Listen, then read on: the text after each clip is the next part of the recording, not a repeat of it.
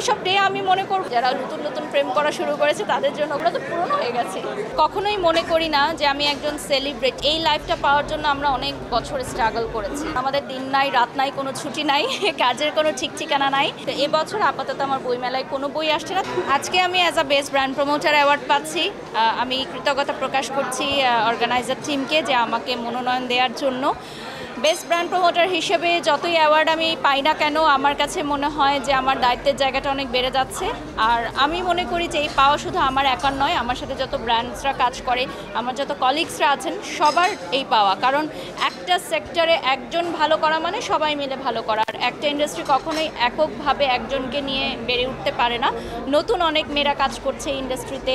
আমি সবসময় সাপোর্ট করি যারা নতুনরা আসছে, তাদেরকে এনকারেজ করি যে তোমরা ভালো কাজ করো, তোমরা অনেক দূর যেতে পারবা। সো আমাদের এই ইন্ডাস্ট্রিটা যাতে আরও অনেক বড় হয়, এবং আমি মনে করি যে টিনেজার বা ইয়াং যারা আছে তারা যাতে বলতে পারেন ফিউচার যে আমি ব্র্যান্ড প্রমোটার হতে চাই। অনেক ধৈর্য ধারণ করতে হবে। ফার্স্ট অফ অল অনেক ধৈর্য ধারণ করতে হবে, অনেক ঠান্ডা মনের হতে হবে, এবং ডেফিনেটলি অনেক বেশি পরিশ্রম করতে হবে। কারণ আমাদের দিন নাই রাত নাই, কোনো ছুটি নাই, কাজের কোনো ঠিক ঠিকানা নাই।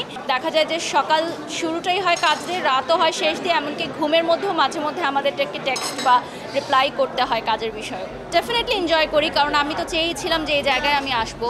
এই দিনের জন্য অনেক বছর আমি অপেক্ষা করেছিলাম।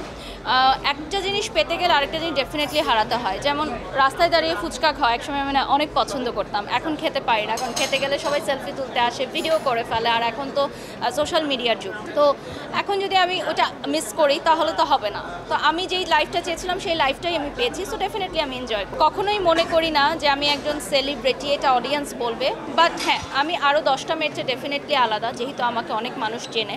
সো আমাকে ভাই পরিপাটি হয়ে গুছিয়েই চলতে হয়। আর আলাদা হলেও একটা দিন শেষে যখন লাইট ক্যামেরা অ্যাকশন থাকে না, তখন আমি আর 10টা মেয়ের মতোই সাধারণ, যখন আমি আমার বাড়িতে থাকি। আসলে ডিফারেন্সটা এটাই যে আমরা ক্যামেরার সামনে কাজ করি, সো আমাদের প্রত্যেকটা জিনিসেই অনেক বেশি আমাদেরকে মানে মনোযোগী থাকতে হয়, যে কোনো ভুলের কোনো মাপ নেই। দেখেন, এই লাইফটা পাওয়ার জন্য আমরা অনেক বছর স্ট্রাগল করেছি। একটা সময় তারকাদের দেখতাম যে আপনারা ইন্টারভিউ নিতেন, তখন মনে হতো যে কখনো কি আমার ইন্টারভিউ নিবে। সো এখন যখন এই লাইফটা আমি এসেছি, সো ডেফিনেটলি আমি এই লাইফটা এনজয় করি। বাট এটা ধরে রাখাটা খুবই গুরুত্বপূর্ণ।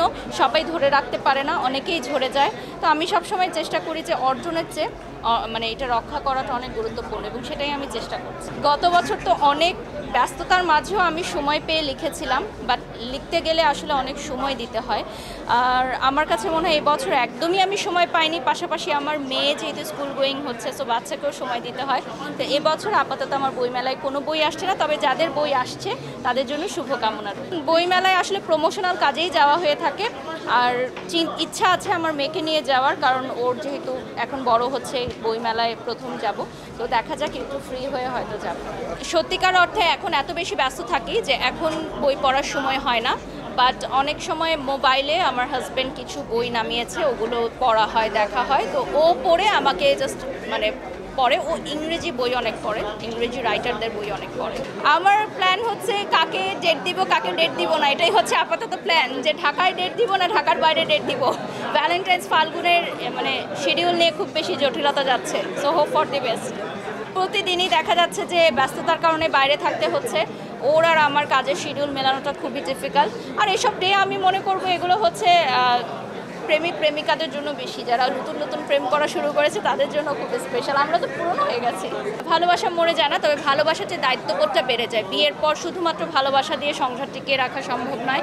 বাজার আনো, বাচ্চাকে স্কুলে দাও, পরের দিনে অফিসে কি পরে যাব, জুতা পরিষ্কার করো। সো এগুলোই হচ্ছে আমাদের এখন নিত্যদিনের গল্প। ভালোবাসার সংজ্ঞা হচ্ছে একে অপরকে সাপোর্ট দেয়া। যেমন আমার হাজব্যান্ডের খারাপ দিনে আমি ওকে সাপোর্ট দিব, আমার খারাপ দিনেও আমাকে সাপোর্ট দিবে। মনোযোগ দিয়ে কাজ করতে হবে, ধৈর্য নিয়ে কাজ করতে হবে, নিজেকে আগে ব্র্যান্ড হিসেবে তৈরি করতে হবে। তাহলেই বড় ব্র্যান্ড বা যারা হচ্ছে স্বনামধন্য পেজ আছেন তারা তোমাকে দিয়ে কাজ করাবে।